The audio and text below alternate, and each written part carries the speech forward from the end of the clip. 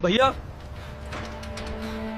बस 5 minute machine को देखने दो, मैं बता सकता हूँ क्या खराब है। गार्ड ने उसकी तरफ देखा, फिर हल्की हंसी के साथ बोला, यहाँ बड़े बड़े इंजीनियर बैठे हैं और तुम जैसे बच्चे मशीन ठीक करेंगे?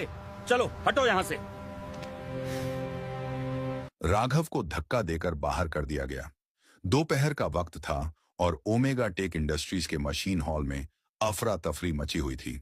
इंजीनियर लगातार मशीन के कंट्रोल सिस्टम पर डेटा देख रहे थे, सेटिंग्स बदल रहे थे और हर नई कोशिश के साथ उम्मीद बांध लेते थे। लेकिन जैसे ही मशीन को स्टार्ट करने की कोशिश होती, मॉनिटर पर एक ही मैसेज लाल अक्षरों में उभर आता, system failure, core pressure error. इस चेतावनी ने पिछले कई दिनों से पूरी टीम को उलझन में डाल रखा था। आर्यन मेहता नीचे खड़े यह सब देख रहे थे।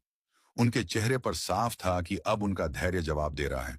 वह समझ नहीं पा रहे थे कि आखिर इतनी मेहनत के बाद भी मशीन क्यों नहीं चल रही। तभी उनकी नजर फैक्ट्री गेट के पास बैठे उसी लड़के पर पड़ी जिसे उन्होंने सुबह भी देखा था। वह लड़का राघव था। उसके हाथ में जूते पॉलिश का ब्रश था, लेकिन आज उसका ध्यान अपने काम पर नहीं था। वह बस फैक्ट्री के अंदर खड़ी उस बंद मशीन की तरफ देख रहा था, जैसे उसे कुछ समझ में आ रहा हो।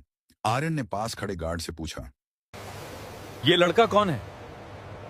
यहाँ क्यों बैठा रहता है? सर, बाहर जूते पॉलिश करता है, लेकिन कहता है कि मशीन ठीक कर देगा। पागल लगता है। आर्यन ने कुछ सेकंड उस लड़के को ध्यान से देखा। उसके चेहरे पर मजाक नहीं बल्कि आत्मविश्वास था। शायद पहली बार आर्यन को लगा कि यह लड़का यूं ही यहां नहीं बैठा। उन्होंने राघव को पास बुलाया। आर्यन ने उस लड़के की तरफ देखते हुए पूछा, तुम बार बार अंदर की मशीनों की तरफ क्यों देख रहे हो? सर, बचपन से मशीनों को देखता आया हूँ, इसलिए समझने की कोशिश करता हूँ। लेकिन तुम्हारा काम तो जूते पॉलिश करना है ना? हाँ सर, मजबूरी है। घर चलाने और माँ की दवाइयों के लिए यही करना पड़ता है। तुम्हें लगता है कि मशीन में असली खराबी क्या है? सर, मशीन में दिक्कत नहीं है, दिक्कत उसे चलाने वाले सिस्टम में है। शायद किसी ने उसे गलत तरीके से रोका है। अगर तुम्हें मशीन के पास जाने दिया जाए तो क्या तुम बता पाओगे कि समस्या कहाँ है? सर, मैं पूरी कोशिश करूंगा। अगर मैं गलत हुआ तो खुद ही यहाँ से चला जाऊंगा। उसकी आंखों में साफ झलक रहा था कि वह मजाक नहीं कर रहा, बल्कि सच में कुछ जानता है।